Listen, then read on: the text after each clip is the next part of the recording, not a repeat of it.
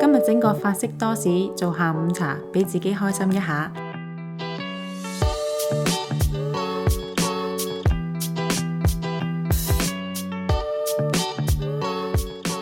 先將方包切開一半，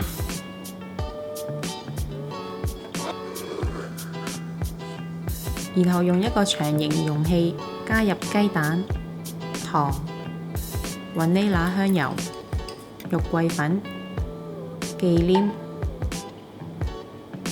同埋牛奶，攪勻，將方包成片浸入蛋液中，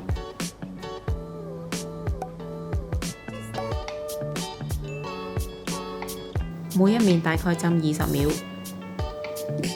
然後再反轉浸另一面。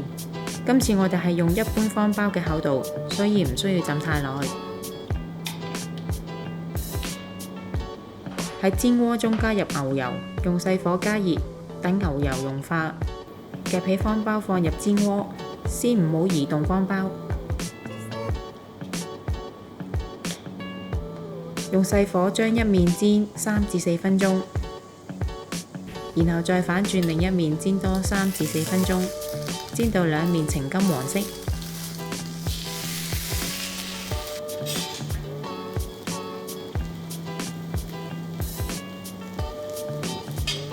盛起放上碟，淋上楓糖漿，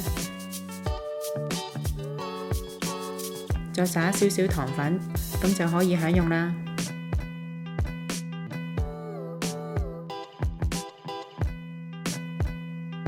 鍾意我哋條影片嘅朋友可以 Like、Subscribe、Share， 同埋記得撳着個鐘仔，可以第一時間收到我哋嘅最新資訊同埋影片。